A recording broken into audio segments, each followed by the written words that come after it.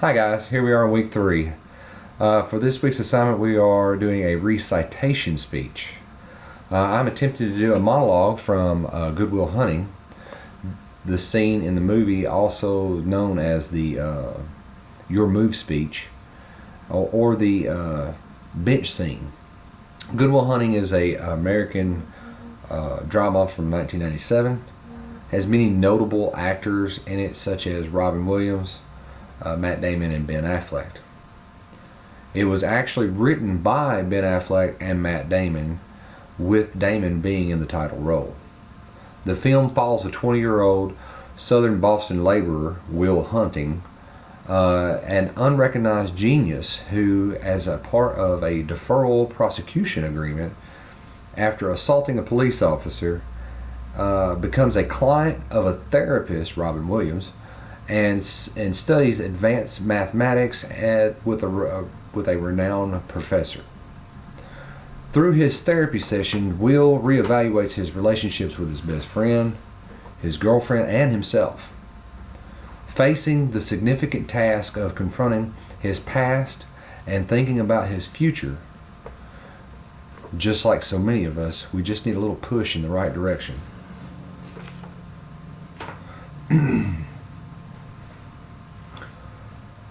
I thought about what you said to me the other day about my painting.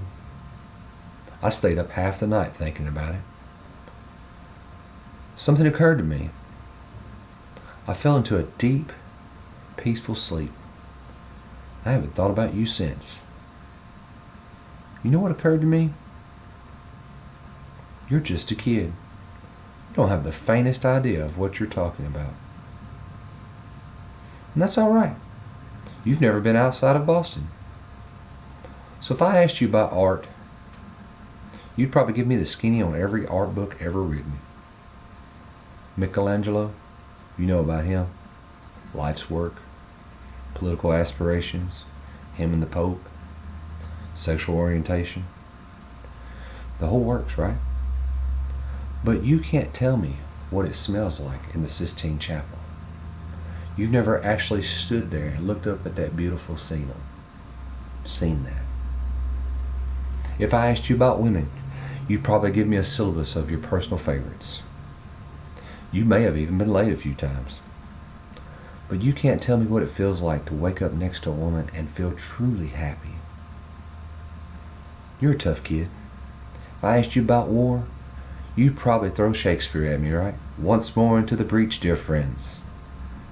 But you've never been near one. You've never held your best friend's head in your lap, watching him take his last breath looking to you for help. I'd ask you about love, but you'd probably quote me a sonnet. You've never looked into a woman and been totally vulnerable. Known someone that could level you with her eyes, feeling like God put an angel on earth just for you, who could rescue you from the depths of hell. And you wouldn't know what it's like to be her angel, to have that love for her be forever, through anything, through cancer. And you wouldn't know what it's like sitting up in a hospital room for 2 months, holding her hand because the doctor's seeing in your eyes that the terms visiting hours don't apply to you. You don't know about real loss because that only occurs when you've loved someone more than you've loved yourself. And I doubt you've ever dared to love anyone that much. When I look at you, I don't see an intelligent, confident man. I see a cocky, scared shitless kid. But you're a genius, Will.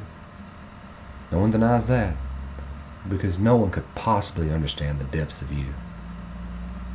You presume to know everything about me because you saw a painting of mine. You ripped my fucking life apart. You're an orphan, right? You think I'd know the first thing about how hard your life was? How you feel? Who you are? Just because I've read Oliver Twist? Does that encapsulate you?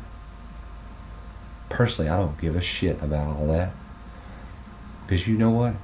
I can't learn anything from you that I can't read in some fucking book. unless you want to talk about you, who you are, then I'm fascinated. I'm in. But you don't want to do that, do you, sport? You're terrified of what you might say. Your move, Chief.